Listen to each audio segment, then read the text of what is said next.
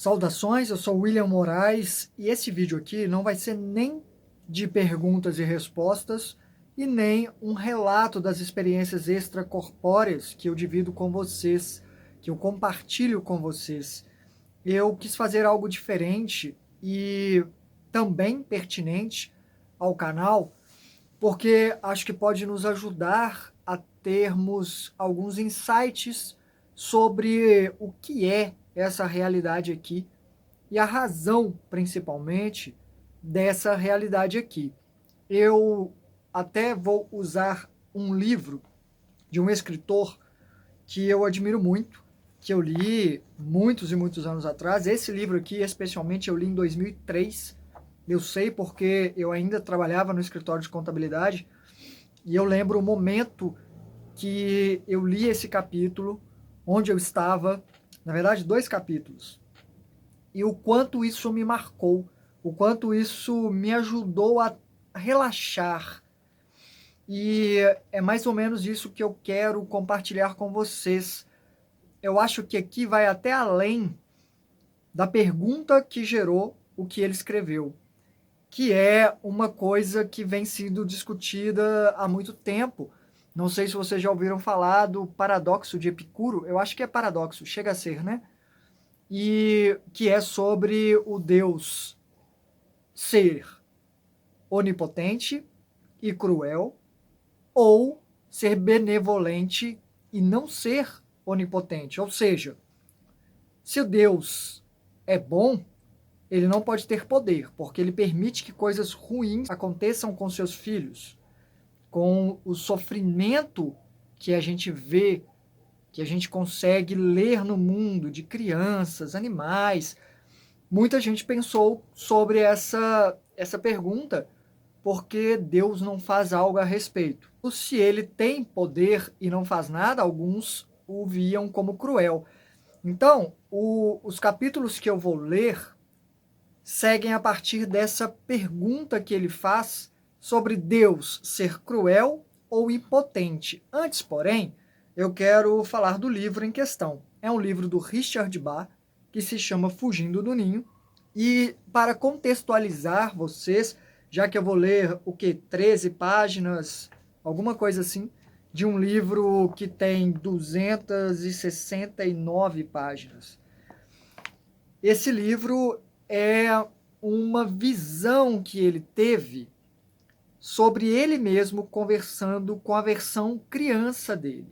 É como se essa criança estivesse aprisionada dentro dele e ele conseguia, através da sua mente, conversar com essa criança. E isso é algo que reforça o que eu já disse aqui no canal, porque eu também escrevo, o quanto a ficção pode favorecer a realidade, ao mesmo tempo que a realidade pode favorecer a ficção.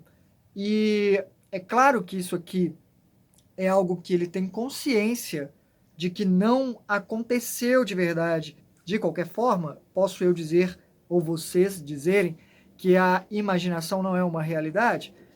Sendo que isso aqui tudo pode ser uma imaginação, inclusive vamos chegar nesse ponto, mas, bom, seja como for, a contextualização é essa. O diálogo aqui é entre Richard adulto e Richard criança, que ele chama de Dick, que é o apelido.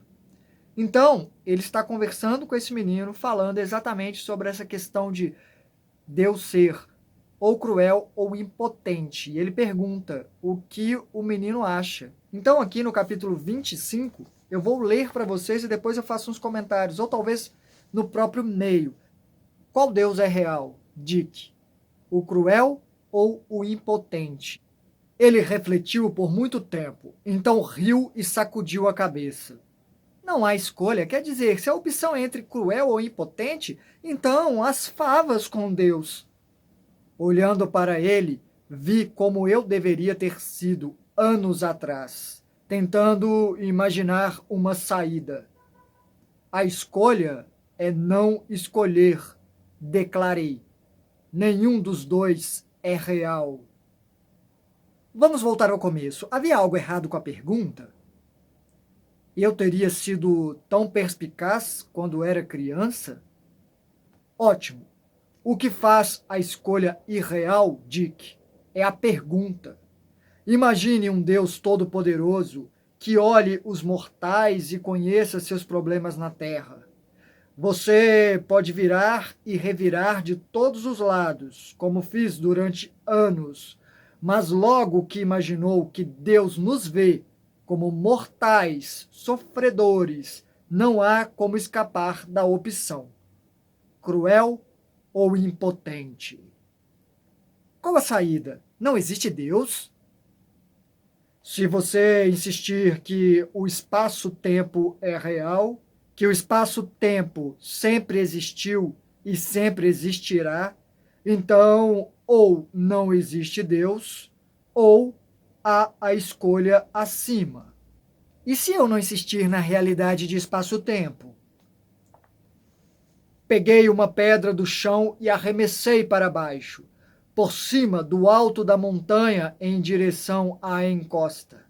Lembrei do momento em que decidi não insistir só por curiosidade. Não sei, respondi. Ora, vamos! Ele puxou um torrão de terra junto da grama e atirou, sem direção. Você bem que sabe. Pense sobre isso e descobriremos da próxima vez. É melhor você não ir agora, Richard. Onde está o meu lança-chamas? Sabe, Dick, que esta seria uma ótima montanha para voo livre? O vento vem sempre do sul? Só há vento aqui se eu quiser, retrucou ele. E agora que acabou de matar Deus, quero que você o ressuscite dos mortos, ou eu juro que não vai conseguir dormir essa noite. Isso é porque essa conversa acontece na cabeça dele, mas aquele cenário é criado pelo menino, é território dele. Certo, mas não posso fazer com que ele volte, porque ele não é ele. Ele é ela? Ela é um ser. Pronto, pode começar, respondeu, me devolvendo o pau. Tudo bem. Retiro minhas teses sobre um Deus impotente ou sem vontade de eliminar o mal. Mas não retiro o que eu disse sobre uma realidade toda poderosa e cheia de amor. Ele está falando aqui de outra tese dele, mas dá para entender. Só que o menino fica meio desesperado e fala: aí você começa tudo de novo. Não, escute, é simples. Desenhei um contorno no ar. Aqui está uma porta. Nela estão 3 palavras. A vida é. Se passar por essa porta, verá um mundo no qual isso é verdade. Eu não tenho que acreditar que a vida é. Desafiou, determinado a não ser pego novamente em falsas premissas. Não, não tem, se não quiser. Ou acreditar que a vida não é. Ou a vida às vezes é. Ou às vezes não é. Ou a morte é. O mundo será exatamente o que parecer ser e dê a Deus a busca por sentido ou propósito. Estamos sozinhos, alguns nascem com sorte, outros choram muito até morrer, sem explicação. Boa sorte. Esperei por ele. Enquanto batia naquelas portas, abria cada uma delas e se desinteressava pelo que estava atrás. Muito chato, concluiu e se inclinou para a frente, pronto para saltar. Tudo bem, vamos supor que a vida é. Tem certeza? Estou pronto para tentar. Lembre da porta, a vida é. Falei. Ela não está brincando. Se você quiser, ponha palavras invisíveis embaixo. Não importa o que pareça. Ou seja, a vida é, não importa o que pareça. A vida é, o menino repetiu. Ah, Dick! Gritei como um samurai, a espada curva reluzindo em minha mão. Lá em seu caixão jaz o corpo de seu irmão. A morte não existe? A vida é, ele repetiu confiante. Não importa o que.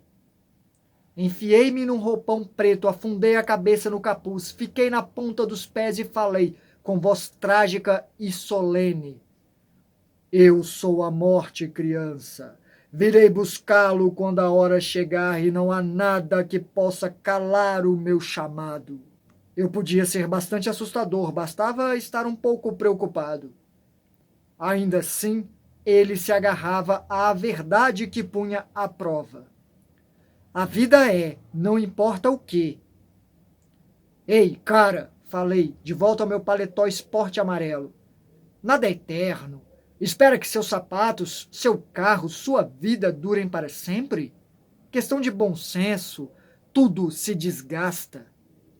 A vida é, não importa o que, insistiu. Então, disfarçado de mim mesmo, eu desafiei. As aparências mudam. A vida é, replicou. É fácil quando você está bem feliz, capitão. Capitão, porque há umas metáforas aqui de que ele é que controla o navio do próprio destino, capítulos antes. É fácil quando você está bem feliz, capitão. Mas e quando está magoado, ou doente, ou deprimido porque sua namorada foi embora, sua mulher não o compreende, perdeu o emprego ou está falido no fundo do poço mais fundo? A vida é. A vida se preocupa com as aparências? Ele pensou um minuto, qualquer pergunta podia ser um truque. Não. A vida conhece as aparências? Longo silêncio. Me dê uma dica. A luz conhece a escuridão? Não. Se a vida é, ela apenas conhece a si própria? Sim. Sem chutes. Sim. Conhece as estrelas? Não. Conhece começo e fim, tempo e espaço? A vida é, agora e sempre. Não. Por que as coisas simples são tão difíceis? Pensei. É quer dizer é. Não era, ou será, ou costumava ser, ou talvez não tenha sido, ou pode ser cinzas amanhã. É. A vida conhece Dick Bah? Silêncio de novo. Não meu corpo. Muito bem, pensei. Conhece o endereço da sua casa? Ele riu. Não. Conhece o seu planeta? Não. Conhece o seu nome? Não. Pegadinha. A vida conhece você? Conhece. Minha vida, disse ele. Conhece meu espírito. Tem certeza? Não importa o que você diga. A vida conhece a minha vida. Seu corpo pode ser destruído? Perguntei. Claro que pode, Richard. Sua vida pode ser destruída? Nunca, respondeu, surpreso. Ora, Dick, vamos. Está dizendo que não pode ser morto? Dois tipos de morte. Qualquer um pode matar a minha aparência.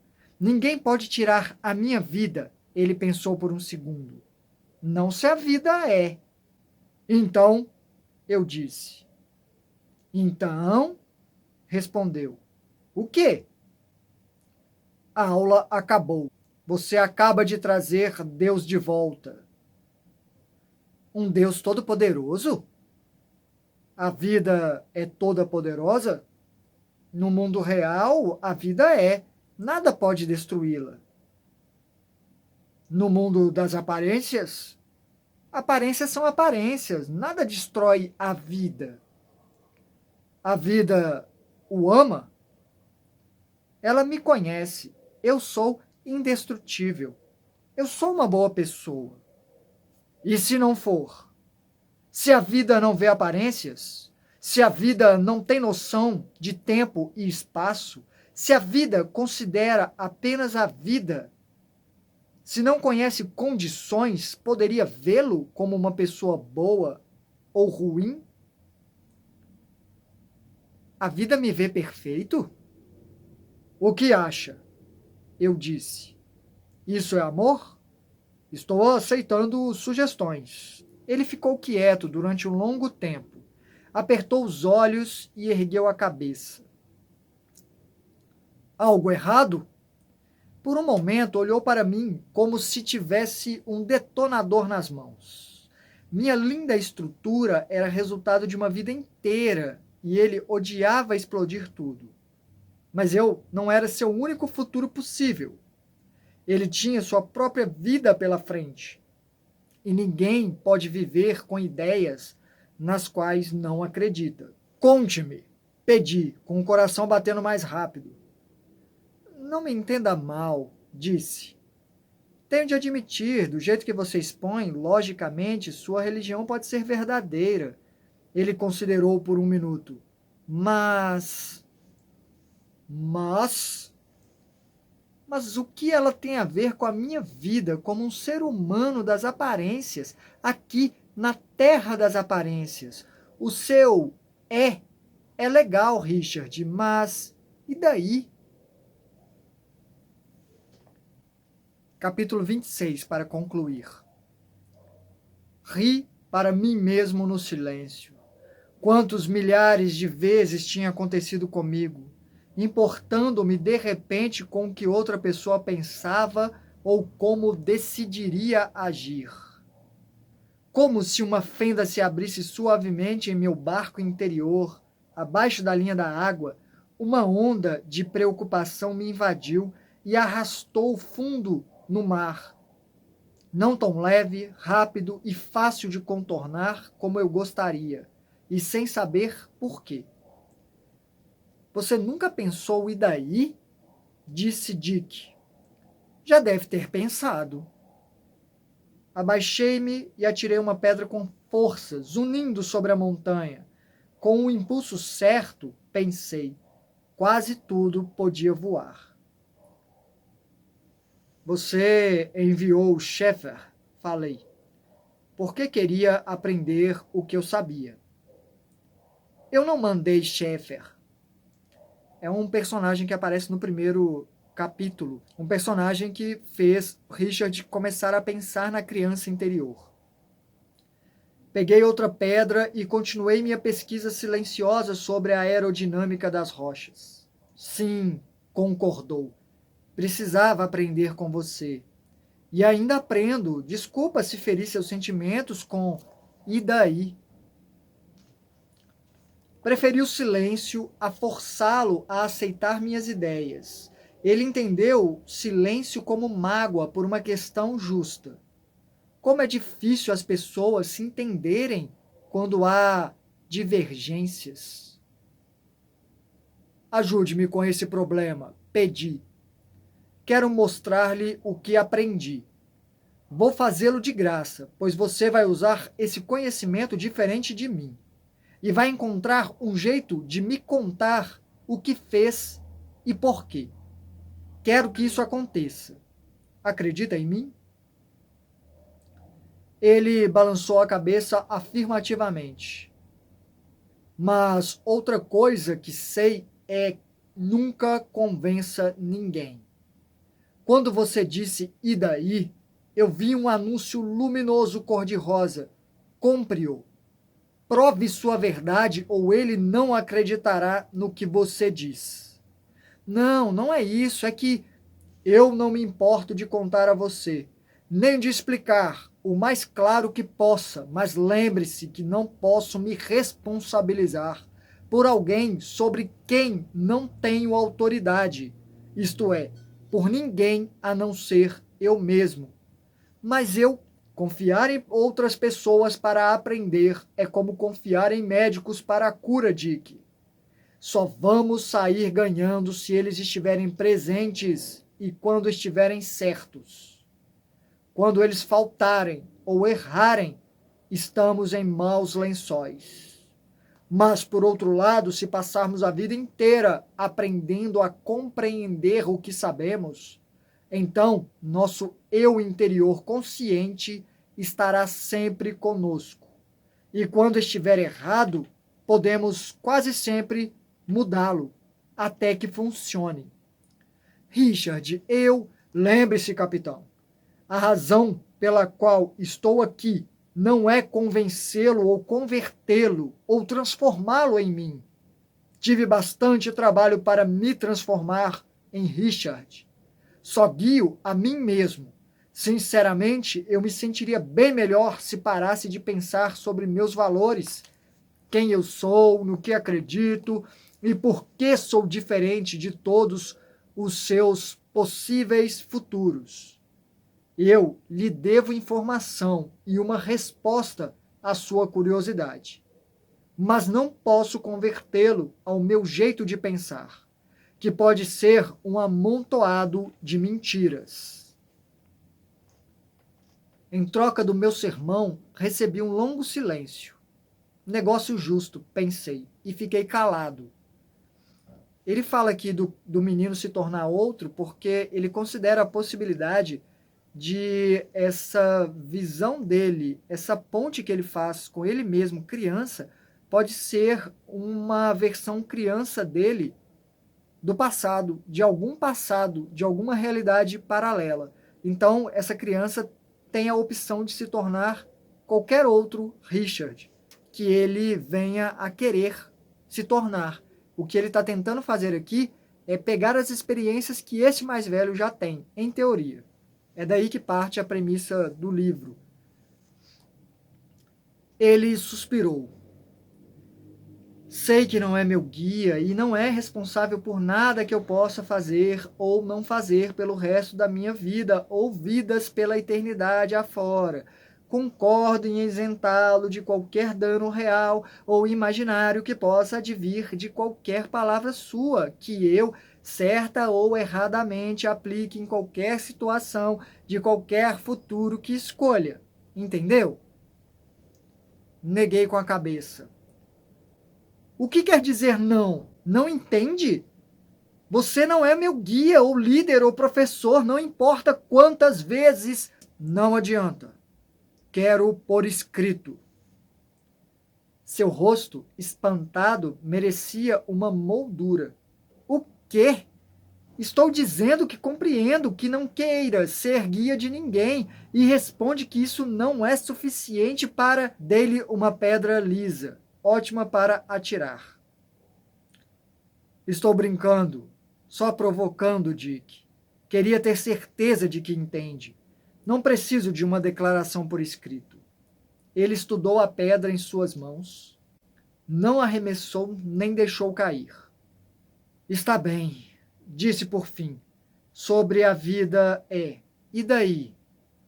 O que sabe de matemática? O que qualquer aluno do primeiro grau sabe de matemática. Respondeu, sabendo que eu estava dirigindo a conversa, com esperança de que não fosse apenas provocação de novo. É o que eu sei. É o suficiente. Acho que a vida é expressa na aparência do mesmo modo que números são expressos no espaço-tempo.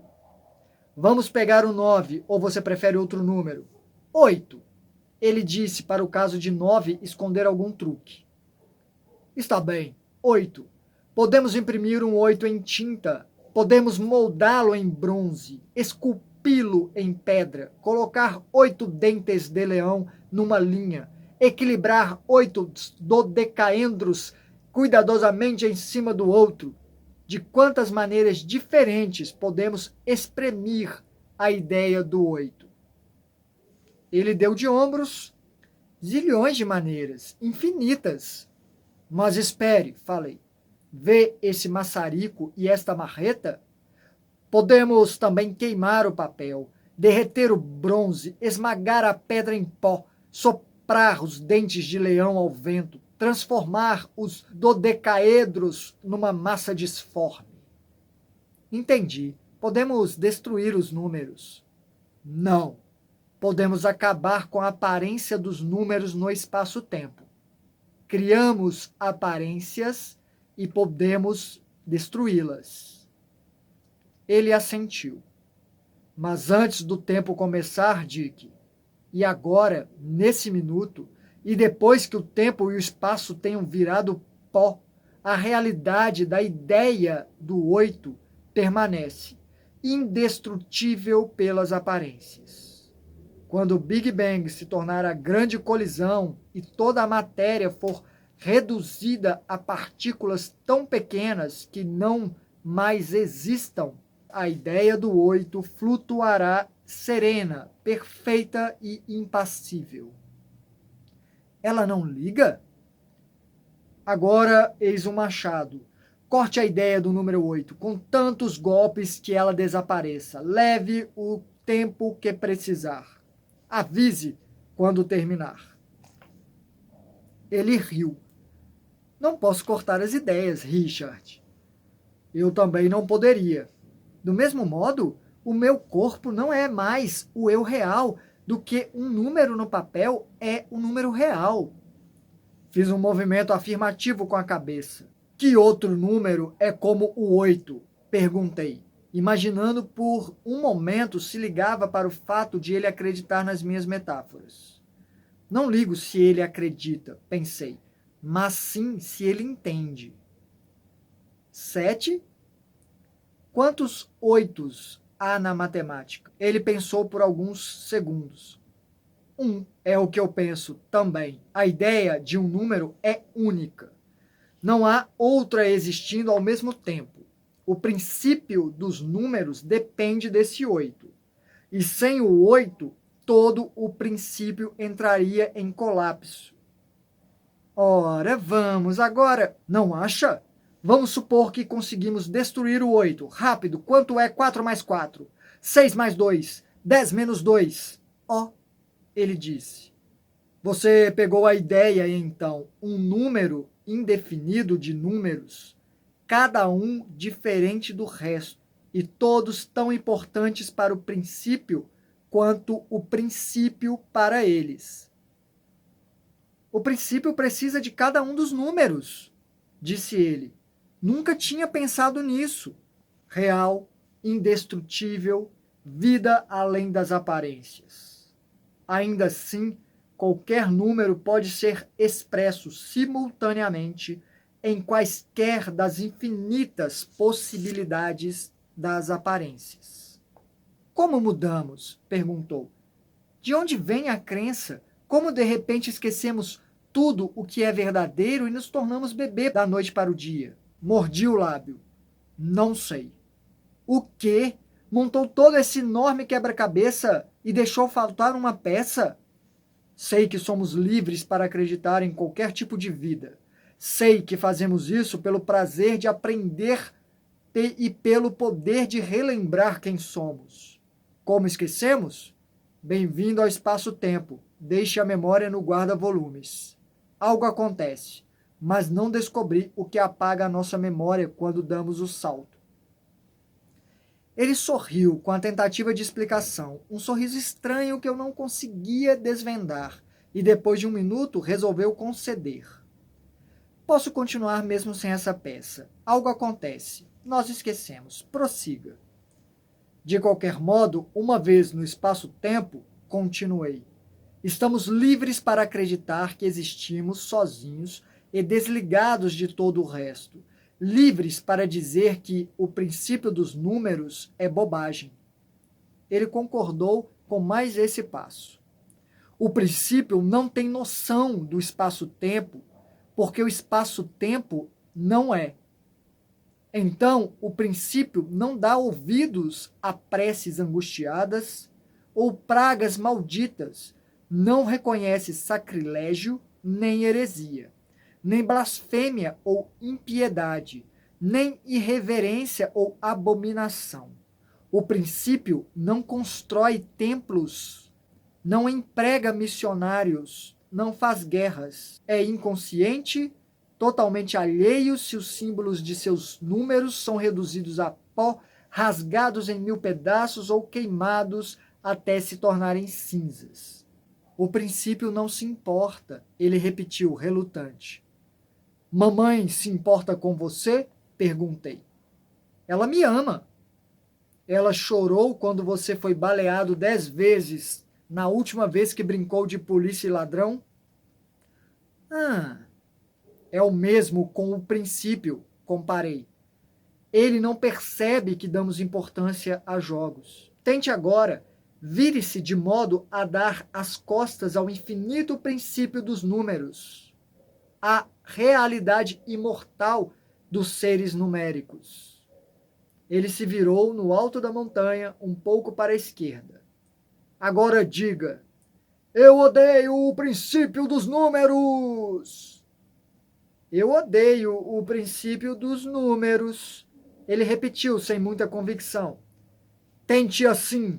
O horrível e bobo princípio dos números come açúcar refinado, gorduras saturadas e carne vermelha. Ele riu. Cuidado com este, capitão. Vamos precisar de muita coragem para dizer isto, já que se estivermos errado, estaremos fritos. A porcaria do idiota e mentiroso princípio dos números é um monte de resto podres que não servem para nada. Não poderia nos atingir com um raio para provar a sua estúpida existência, nem se quisesse.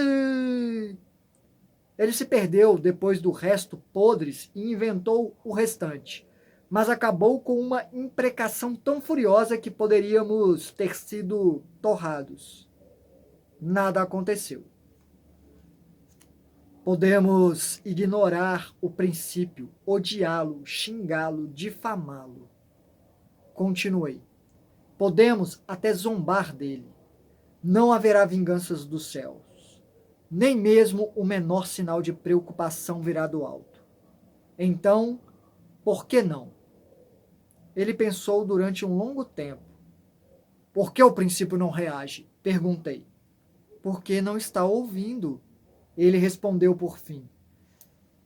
Quer dizer que não há castigo se acabarmos com ele? Sem castigo. Errado. Por quê? Ele não está ouvindo. Não está, Dick. Mas nós estamos. Quando viramos as costas ao princípio dos números, o que acontece com a nossa matemática? Não conseguimos somar. Não. Respostas são diferentes a cada vez. Os negócios e a ciência se tornam um emaranhado. Abandone o princípio e não é o princípio que sairá prejudicado, mas nós. Santa confusão! Mas considere novamente o princípio e tudo volta a funcionar.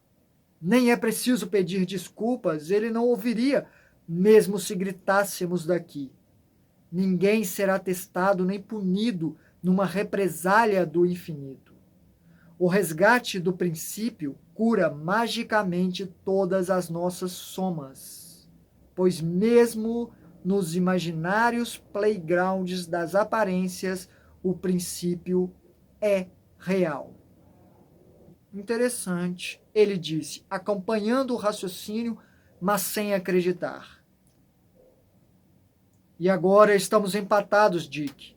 Pegue o princípio da vida ao invés do princípio dos números. A vida é, ele respondeu. Vida pura, amor puro, conhecendo seu próprio íntimo puro. Imagine que cada um de nós é a perfeita expressão desse princípio, que existimos para além do espaço-tempo, imortais, eternos, indestrutíveis. Imaginei. E daí? E daí que somos livres para fazer qualquer coisa que quisermos, exceto duas. Não podemos criar a realidade nem destruí-la. E podemos o quê? O maravilhoso nada, em todas as brilhantes variações. Quando se entra num alugue uma vida, o que espera encontrar? Podemos descobrir infinitos mundos de aparências. Podemos comprar a vida e morte. Podemos negociar tragédias, delícias, desastres, paz, terror, nobreza, crueldade, céu e inferno. Podemos mandar embrulhar para a viagem nossas crenças e saboreá-las em seus mais microscópios sofridos, deliciosos e alegres detalhes. Mas antes, durante e depois do tempo, a vida é e nós somos. A coisa que mais tememos é aquilo que não é possível. Não podemos morrer, nem sermos destruídos. A vida é, nós somos. Nós somos. Repetiu, pouco impressionado. E daí? Você responde, Dick. Qual é a diferença entre vítimas das circunstâncias, aprisionadas em vidas que não escolheram, e aqueles que são mestres de suas vidas, mudando-as de acordo com suas vontades? As vítimas estão abandonadas, os mestres não. Concordei. Esse é o seu e daí? Essa é a leitura que eu trouxe desse autor que eu admiro muito. Eu li muitos livros dele, recomendo muito. Ilusões, recomendo muito. Mas é ele conversando com, supostamente, um Messias que desistiu de ser um Messias. Alguém que não quer mais guiar a humanidade, mas tem muita coisa para ensinar. Mas esse personagem não existiu de carne e osso com ele, mas ele imaginou se existisse. E conversava com ele num período que ele ficou viajando pelos Estados Unidos aí com o avião dele, porque ele é aviador. E é um livro sobre realidades paralelas, muitas realidades, ele fica saltando entre elas em teoria. O que mais? Depois vem esse, Fugindo do Ninho, que eu acho que são os livros que eu recomendo dele. Procurem aí, estante virtual, você compra livros lá por R$6, coisas assim. O que eu gostaria de falar sobre esse livro, nesses trechos que eu li, é sobre essa perspectiva de que existe um mundo das ideias, seria um plano mental, ou para além do plano mental, onde nós não temos formas e nós somos partes da vida, nós somos a vida lá.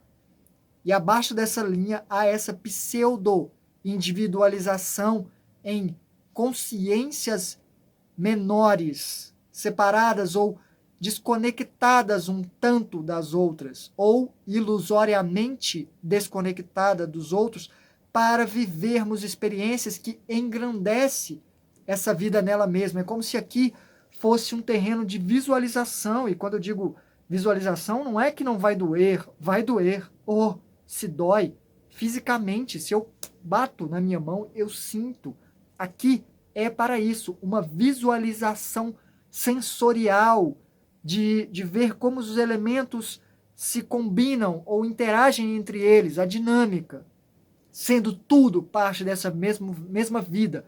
E alguém pode se rebelar, se revoltar, ficar indignado com esse exercício interno e criar uma resistência de não voltar para essa fonte e atacar ela mesma. E até isso ser interessante no sentido de se tornar obstáculo criado pelo próprio criador ou a própria criadora, a vida.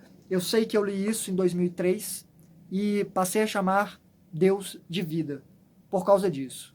Porque, para mim, a vida é a consciência suprema. É o que eu discordo de Richard Bach nesse momento, que eu comentei no livro, é sobre a vida não estar ciente da gente. Como uma mãe que não está prestando atenção numa criança brincando no quintal, porque é só brincadeira e ela está preocupada só com o resultado, algo assim, como se esse resultado chegasse lá. Eu acredito que há a consciência, ou eu considero que há uma consciência contínua, ciente, milimetricamente, de cada pensamento que se passa pela nossa cabeça, cada minucioso detalhe que a gente observa ou que existe, e é o que sustenta isso aqui, né? Claro que a gente não pode ter, ou não aconselho que tenhamos, uma visão dessa vida sendo como a gente, alguém que está de olho.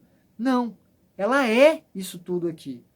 Essa é a minha única divergência aqui E talvez o que possa ser uma ponte entre eu e ele é o fato de que ela tem consciência de que isso aqui não é real, de verdade. E para ela é muito fácil não sofrer tanto com os sofrimentos que acontecem aqui nesse plano, porque ela sabe que não é real e que isso nos fortalece, sim, nos engrandece, nos faz prestar atenção, nos faz querer transcender condições para alcançar essa fonte que somos nós mesmos. Então, essa é a experiência que eu trouxe para hoje, para fazer companhia para vocês nesse sábado ou qualquer outro dia que você estiver assistindo esse vídeo. E fica a dica. Richard Bach é realmente um escritor que eu admiro muito. Escreve essa literatura especulativa, me influenciou, inclusive, porque as minhas histórias se passam num futuro imaginado e eu faço algumas pontes em alguns livros, principalmente no livro do Pirata, né, com essa realidade aqui. Então há uma brincadeira nesse sentido de misturar realidade e ficção com consciência de que há uma mistura, nessa especulação para saber o que sai dela, o que eu consigo pensar com ela.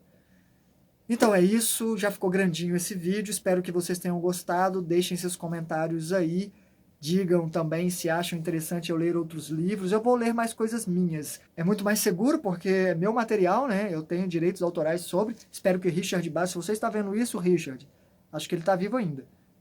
Espero que saiba que é uma pequena divulgação, uma propaganda que eu faço aqui para você, te dar esse apoio aí, né? Então, muito obrigado pela sua atenção.